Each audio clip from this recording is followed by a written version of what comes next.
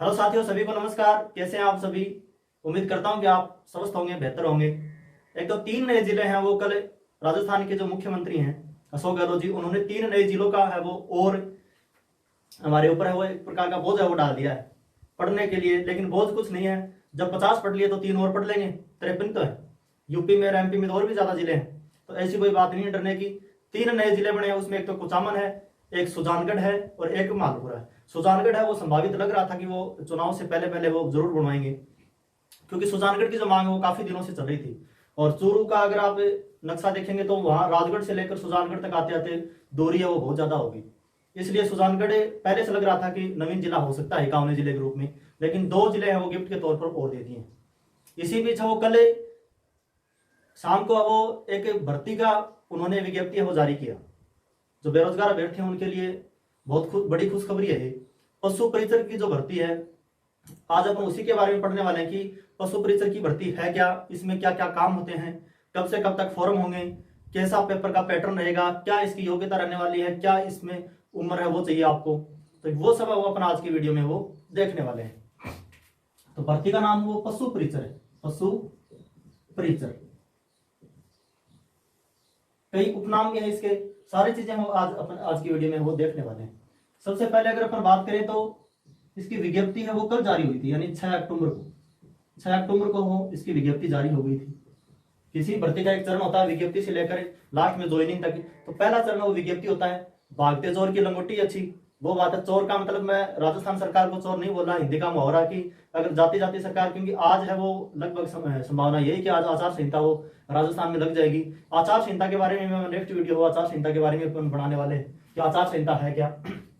विज्ञप्ति वो 6 अक्टूबर को वो शाम को वो इसकी जारी हो गई थी। अगर इसके पदों की बात करें तो 5,934 पद है।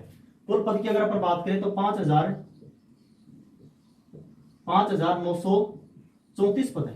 टोटल पद लगभग 6,000 है, ये पद हैं 6,000 पद है, वो कम पद नहीं है। इसमें से 5281 और 653, 5281 और 653 ये है, ये टीएसपी एरिया के लिए है और ये नॉन टीएसपी एरिया के लिए है। तो 5281 अगर आप नॉन टीएसपी एरिया से बिलोंग करते हैं तो 5281 पद है, ठीक पद है। अगर परीक्षा वो लग रही कि मतलब फरवरी मार्च तक वो होने वाली है, यानी 6 महीने 180 दिन है वो आपके पास है। 180 दिन है वो किसी परीक्षा के लिए काफी होते हैं। उसके बाद में अगर अपन योग्यता की बात करें तो योग्यता वो पहले 8वीं थी, यानी योग्यता में अगर बात करें तो पहले ये 8वीं पास हुआ करती थी, लेकिन अब की बार क्या कर दी, 10वीं पास कर दी। यानी 10वीं पास सेकेंडरी की आपके पास मार्कशीट है वो होनी ही चाहिए, ठीक है। आयु की अगर अपन बात करें, उम्र की अगर अपन बात करें तो उम्र है वो 18 से लेकर 40 वर्ष, यानी न्यूनतम वो 18, अधिकतम वो 40। साथ ही जो कैटेगरी की जो उम्र की छूट होती है वो अलग से 40 के अलावा SC/ST के अलग, महिलाओं के लिए अलग, महिलाओं को विशेष तरह वो छूट आयु में ठीक दी गई है। उसके बाद में अगर अपन आवेदनों की बात करें, यानी आवेदन वो कब से कब तक स्टार्ट हो रहे हैं, तो आवेदन है वो 13 अक्टूबर से स्टार्ट हो रहे हैं, 13 से लेकर 11 नवंबर तक। 13 अक्टूबर से लेकर 11 नवंबर तक हम पशु परिचर की भर्ती के फॉर्म भरे जाएंगे।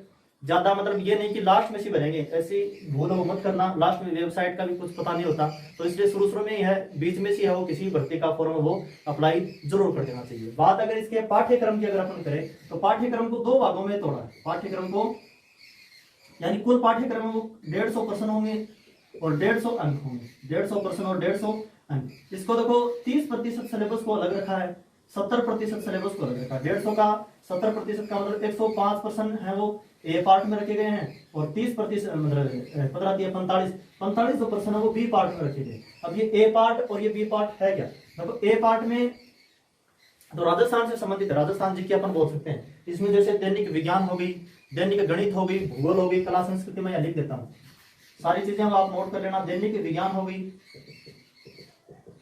विज्ञान में भी बायोलॉजी की चीजें हो सकता है इसमें ज्यादा आ जाए। उसके बाद में गणित हो गई, गणित के बाद में भूगोल, भूगोल के बाद में कला संस्कृति, कला संस्कृति हो गई। कला संस्कृति के अलावा जो करंट का जो समसामयिक, यानी ये चीजें हैं, ये 105% है वो 105 अंक के हैं वो आएंगे। इसके अलावा जो बी पार्ट है वो भर्ती से संबंधित है, भर्ती है वो पशुओं से संबंधित है, इसलिए 45% है, 45 जो % है, यानी कुल का 30% है 150 का, वो जो % है वो पशुओं से संबंधित होंगे। किससे संबंधित होंगे? पशु से संबंधित होंगे। ये उनका यही होता है कि कोई भी भर्ती जिसे जैसे सामान्य ज्ञान है वो तो सभी में हो गया, लेकिन जिस पद के ऊपर आपको लगाया जा रहा है उससे संबंधित ज्ञान है वो भी आपका वो परखा जाएगा। ठीक है, ये चीज होगी। उसके बाद में अपन देखते हैं कि नेगेटिव मार्किंग है क्या। नेगेटिव मार्किंग है वो 1/4 है, यानी 0.25%। इसका मतलब क्या है कि अगर आपने 4% है वो गलत कर दिए, इसका मतलब आपका कितना क्या हो जाएगा, 4% अगर आपके गलत है तो एक नंबर है वो 1% वो आपका डिलीट हो जाएगा। तो 0.25 है, ये क्या है, इसकी माइनस मार्किंग, ये भी आपको याद रखनी है। अगर इस भर्ती की बात करें तो ये जो भर्ती है ये चतुर्थ श्रेणी की भर्ती है वो चतुर्थ श्रेणी की जरूर है, लेकिन सरकारी तो है कम से कम। आप सरकारी पद के ऊपर हैं, चतुर्थ श्रेणी के हैं, सेकंड श्रेणी के हैं, प्रथम श्रेणी के हैं, वो बात तो आगे की है। ठीक है, सरकारी श्रेणी का होने का मतलब ये है कि जो फर्स्ट ईयर टीचर को जो फैसिलिटी मिलती है, चाहे पेंशन की हो चाहे मेडिकल से संबंधित हो, वो सारी आपको मिलने वाली, यानी पेंशन भी आपको मिलेगी। पेंशन भी वो राजस्थान सरकार के जो नियम है वो उस हिसाब से आपको पेंशन वो भी आपको मिलने वाली। इस तरह पशु परिचर के अगर अपन नाम देखें तो इसको पहले भी जैसे सफाई करता भी बोल देते हैं, इसे सफाई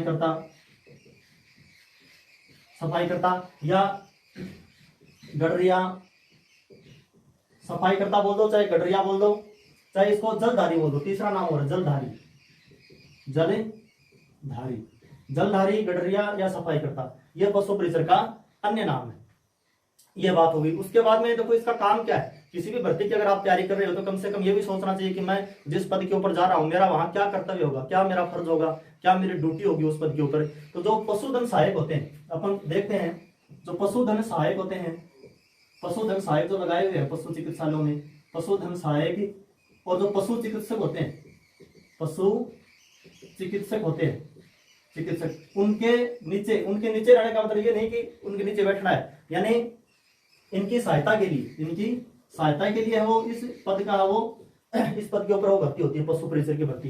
यानी इनको सहयोग देने के लिए, इनको कोई भी काम, जैसे अगर कोई बीमार पशु आ गया तो उसको आगे से पकड़ लेना, ये इस प्रकार की चीजें हैं वो इसमें आपको वो करना होगा। तो पशुओं से संबंधित है वो इसलिए ज्ञान हो परखा जा रहा है क्योंकि पशु से संबंधित आपको नॉलेज भी होना चाहिए, पशुओं की नस्लों के बारे में, हर चीज के बारे में आपको पता वो जरूर होना चाहिए। तो ये एक अच्छी भर्ती है 5-6 महीने। सबसे मेन बात यह है कि इसमें आपको सीईटी की कोई जरूरत नहीं, यानी ये जो भर्ती है ये सीईटी से बाहर है, सीईटी से बाहर। बहुत सारे अभ्यर्थी हैं जो जब सीईटी पहली बार हुई थी उसको हल्के में ले लिया, उसको मजाक में ले लिया कि ये तो हर 6 महीने में 12 महीने में भर्ती है, वो दोबारा होगी तो हम दोबारा अप्लाई करके मतलब वो कर लेंगे, यानी इसको ज्यादा सीरियस नहीं लिया।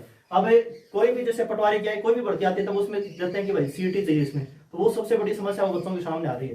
तो इस भर्ती के लिए जो जिसकी सीईटी क्लियर नहीं है उसके लिए तो ये बेहतर तोहफा अपन इसको बोल सकते हैं। तो आज ये वो इसकी तैयारी में लग जाए। थोड़ा सा नए जिलों वाला जो पोर्शन है, जो भूगोल से संबंधित है, जो आकृतियों से संबंधित है, उसको एक बार स्किप कर दें। इसके अलावा कला संस्कृति है राजस्थान का, ठीक है, दैनिक विज्ञान हो गई, दैनिक मतलब गणित हो गई, कला संस्कृति हो गई, कुछ करंट के जो हो गए, जो नए जिलों से संबंधित जो फैक्ट है वो सारी चीजें वो आप जरूर तैयार करें। और भर्ती अगर 6 महीने बाद में होगी तो बिल्कुल नया जिला, नया जो राजस्थान का जीके वही प्रश्न वो परीक्षा में आएंगे, यानी पुराना जो राजस्थान का जीके वो बिल्कुल भी नहीं आने वाला है, क्योंकि नए जिलों का जो काम वो लगभग हो चुका है। जब जिला कलेक्टर की सभी पोस्टें उनमें अगर भर्ती तो फिर नए जिलों से संबंधित प्रश्न वही परीक्षा में आपके पूछे जाएंगे। तो आप अगर चैनल के ऊपर नए तो चैनल को सब्सक्राइब जरूर कर लें। इसी प्रकार की भर्तियों से संबंधित जानकारी, राजस्थान जीके से संबंधित जानकारी सारी अपना वो इस यूट्यूब चैनल के ऊपर है वो अवेलेबल कराते रहेंगे। साथ ही अगर आपको टेलीग्राम के ऊपर ज्वाइन होना है तो दिपेश जांगीड़ झुंझुनू टेलीग्राम चैनल, जहाँ पे हस्तलिखित नोट्स आपको मिलते रहेंगे, वो भी निःशुल्क। बहुत बहुत धन्यवाद आपसे।